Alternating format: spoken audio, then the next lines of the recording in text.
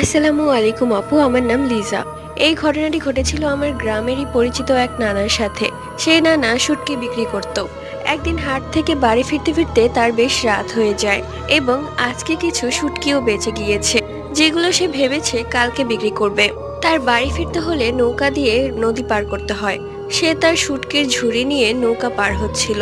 গ্রামের সন্ধ্যা মানেই অনেক রাত, কিন্তু তখন অনেক রাত হয়ে গিয়েছিল, কিন্তু সেটা নানা বুঝতেই পারেনি।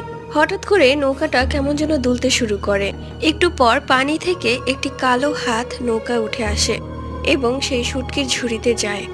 নানা এবং মাঝি এগুলো দেখে অবাক হয়ে যায়। তারপর নানা আর মাঝি ঠিক করে সেই শুটকির ঝুড়িটা পানিতে ফেলে দিবে। সাথে সাথে সেই শুটকির ঝুড়িটা পানিতে ফেলে দেয় এবং তারা দোয়াদুরুদ পড়তে পড়তে সেখান থেকে সেই দিনের মতো রক্ষা পায়। আজকের এই ঘটনাটি লিখেছে আমারই একজন সাবস্ক্রাইবার, যার নাম হচ্ছে লিজা। নেইল আর্টটি কেমন লেগেছে কমেন্ট করে জানিও। Bye bye.